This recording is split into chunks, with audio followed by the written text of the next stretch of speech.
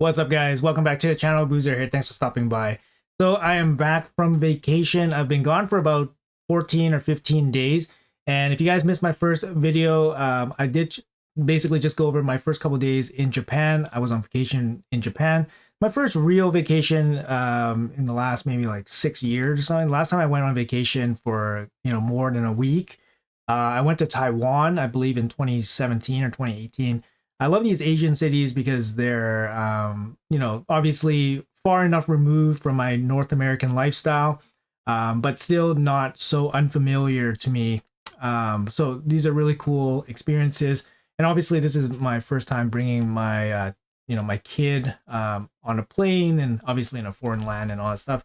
Japan is just a very safe country to go to. I definitely recommend it for you guys, especially those with small children. In terms of overall pricing and all that stuff, I would say it's probably about 75% of the cost of what it usually costs for like maybe most West Coast major cities. I would say like LA, Seattle, anywhere like that. It's probably way cheaper than those places. And if you have US currency, it's going to be the US dollar is still pretty strong relative to the yen. So you get some decent value that way. But yeah, our first video, the first couple of days I did spend in Kobe. We did go over that in the previous video. Basically what I wanted to do is my wife was planning a trip around staying away from the major cities because the major cities have been basically had a huge influx of tourists over the last year or so. There's been a lot of cheaper flights heading into Japan, mainly because their economy was kind of struggling a little bit. So we kind of skirted around some of the major cities. So first city we hit up was Kobe. And then after spending a couple days in Kobe, we went to like the Godzilla amusement theme thing. And we picked up a Ghidorah toy. I do have a photo of my son with the Ghidorah toy. If you guys are interested in that, I know some of the comments were saying, "Did you guys get the toy? Did you guys not get the toy?" He did get the toy, and I'll show you guys a picture. But yeah, we left Kobe, and then we took a pretty much like a 2-hour Shinkansen. It's like a super bullet train that takes you across large distances in very short periods of time. Bullet trains are like super fast. They're called like Shinkansens. A little bit more expensive to hop on, I believe 50-60 bucks a person, somewhere around there, don't quote me. But yeah, so it was about 2 hours to get to Kinosaki. So that was our next stop on our trip. So if you guys want to have a big view of where we are in Japan, we're kind of over here. Tokyo's over here, we're over here, and then we made our way across to Kinosaki. So the big thing about Kinosaki is that it's kind of like a hot spring city. So it's kind of like more of a resort city. But it's very small relative to the other big cities, and they only really have a couple things going for them. Is that they're famous for their crabs, they're famous for their tamaji beef, and they're famous for their hot springs. So here in the Kinosaki onsen meaning hot springs, we basically stayed very close to the station. It was fine. It's a little bit of a smaller place. But there are a multitude of, basically public bath houses that runs off of these kind of like, natural spring waters or whatever. But they're basically like a hot spring city. So if you guys aren't aware, Japanese culture, the hot public bath basically are very interesting. It might be a bit of a culture shock for some of you guys, but you basically go in, you're gender separated. There's some cultural protocols like around like tattoos, exposed tattoos. Some places don't allow you to go in if you have exposed tattoos, but basically like the genders are separated in most of them, and you go in, you don't have a towel, you can have a towel just for your face, like a small towel, but the towel can't touch the water. You have to bathe before going into the hot tub. No cameras, obviously. Everyone is buck naked, so you don't wear like any bathing suit or anything like that. So it's really interesting. It's like you take a bath and then you go into this, hot spring bath, and then you just chill out in the bath. Me and my son did it. It's actually a very interesting experience. And it was fine. It was fine. It's just, to me, it just felt like a super hot swimming pool. But it's interesting. It's interesting. And then you get to walk around in these like bathrobes all around the city, and you're wearing these, like, I forgot what they're called, but there's like these wooden sandals. Sorry, there's a Japanese term for that, I forgot. But it was a really cool experience. A very lovely city, Kinosaki. We stayed 4 nights here. We had a bit of the beef and the crabs. I'll show you guys some pictures here. I would recommend maybe if you're like a couple, if you wanted to go here, it makes sense as well. I would probably wouldn't spend like more than maybe 2 nights. 2 nights is probably enough. There's not really too much to do here. There's some outdoor scenery. You can go up the mountain. There's some nice temples. It's a little bit of an older style, cultural shock kind of city. And obviously enjoying the foot baths, public baths are very nice, the hot springs and all that. But I wouldn't recommend too many days if you guys are looking for like tons and tons of activities. Here, I'll show you guys some pictures. All right, so this is one of those famous snow crab restaurants that they have on basically one of the main streets in that city. So we just thought it's kind of cool to check out. They have a lot of like open seafood, like grocery stores as well. So you can literally buy like whole live crabs like on ice, still alive. And yeah, that's kind of what they're famous for, right? This big crab fishing city. After that, like I said, they were famous for their tamaji beef. So I had some with ramen, amazing.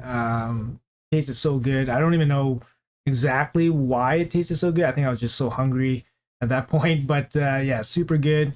The restaurants in Kinosaki, they close relatively early. Like there's no real nightlife there, so we were just kind of like wandering around a little bit.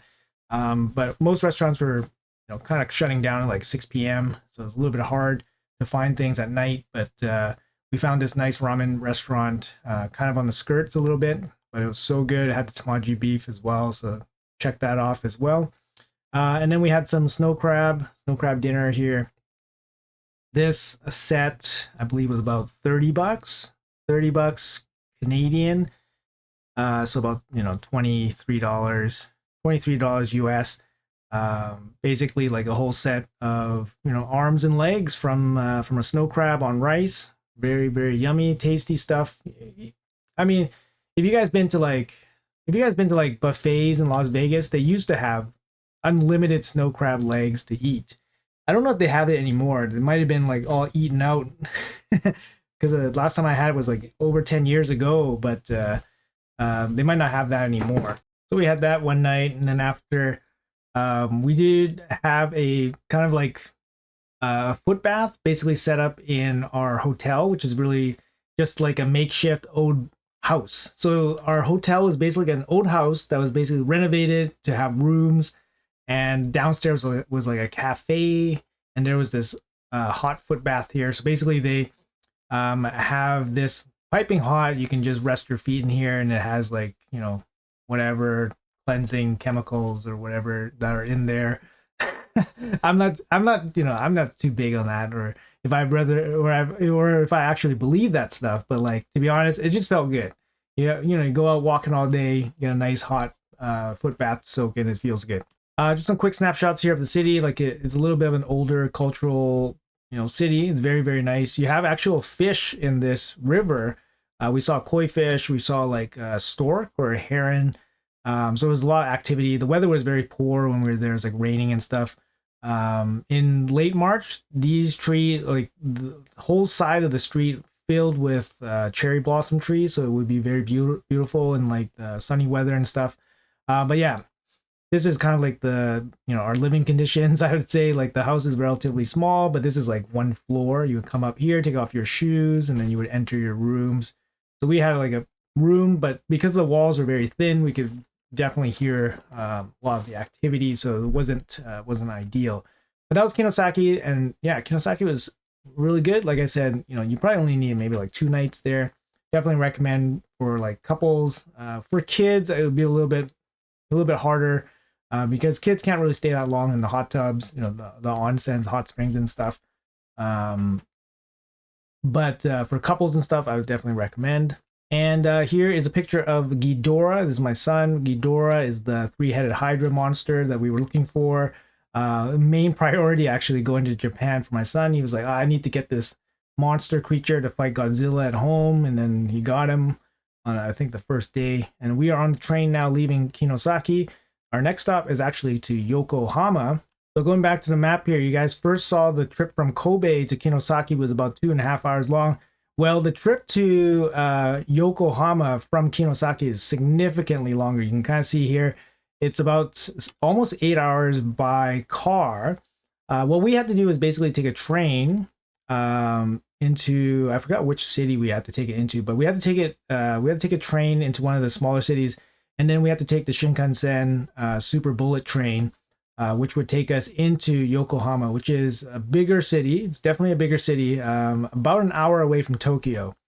We wanted to go there just again to avoid the major cities, major attractions like Kyoto and Tokyo. But Yokohama, was expecting it to be super busy, just because it was pretty close to Tokyo. But this ride was quite long. Even the Shinkansen did take, I believe, 3 hours, and then we did spend, I believe, 2 hours on a regular train. So it was a significant travel time, but it's fine. It's fine. Not too bad. And yeah, we ended up in Yokohama here. So you can clearly see Yokohama right here, in this bay area, which is really cool. And I was really impressed with Yokohama. Yokohama is actually a bigger city, like I said. They have a lot of the amenities, a lot of things you would see in the cities that we didn't see in like Kobe and like Kinosaki. A lot more nightlife, not a little bit more tourists, but not too many tourists. But yeah, a lot of the major city amenities that you would expect, like parks and stuff like that. We did manage to check out a couple attractions in Yokohama, so I'll go over that right here real quick. So one of the major attractions that we went to go check out was the Cup Museum. Cup Museum, you guys don't know, they actually have a complete building dedicated to the history of the cup noodle, which is actually kind of interesting.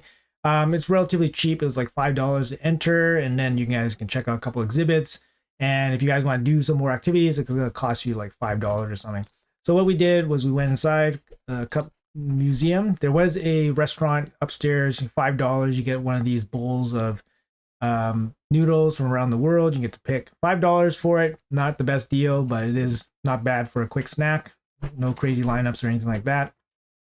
And yeah, the other thing that you could do is actually make your own cup noodles. So for us, it was about 500 yen. Obviously it's about $5 Canadian or about $4 US. But you get to basically go through the process of making your own cup noodles. So you can pick your own toppings, you can design your own cup. They seal it right in front of you, and then they shrink wrap it right in front of you as well, and you can take it home as a little souvenir. That's kind of what we did for the fam.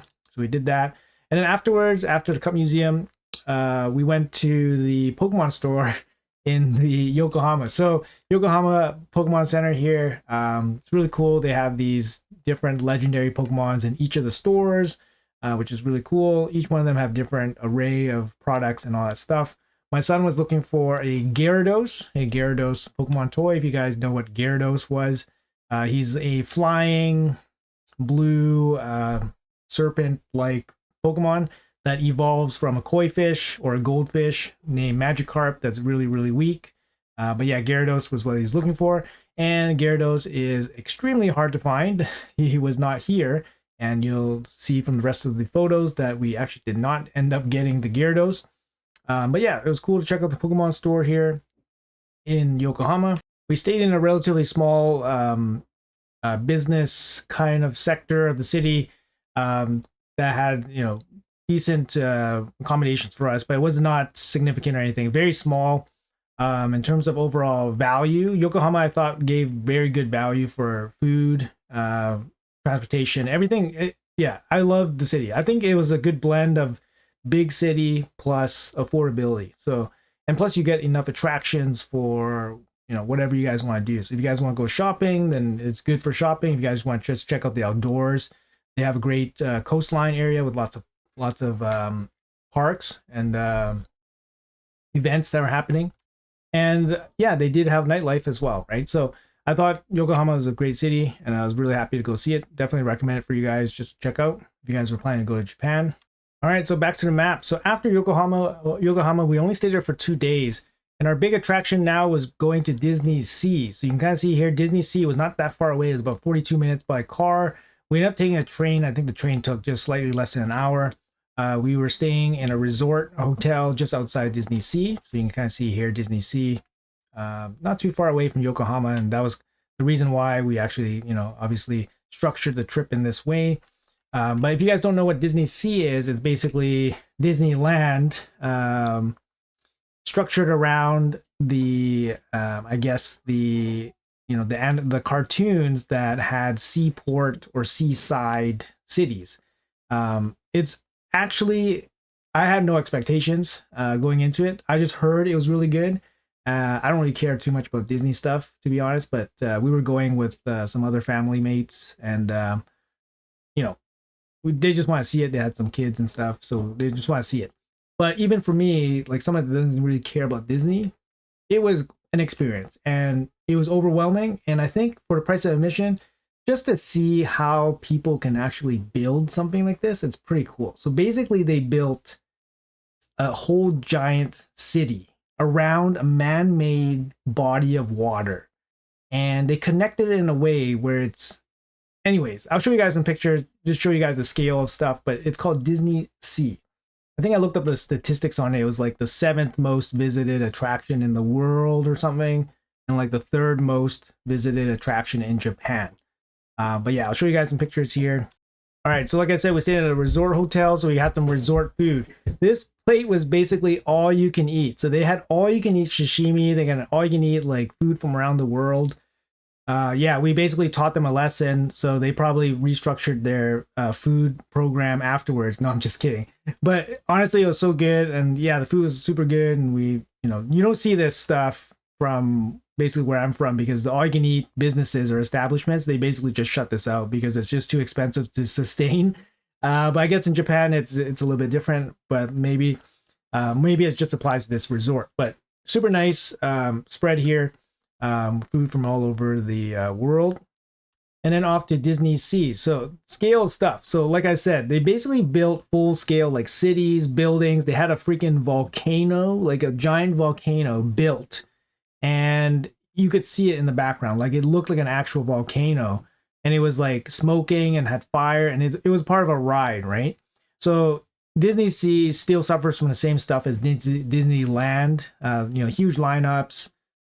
You got this weird queuing up system where you buy fast passes to get on, rides, and they pause, they really like pause you, I guess, from getting too far ahead. So then Disney, I thought, really tied into FOMO, scarcity, and urgency.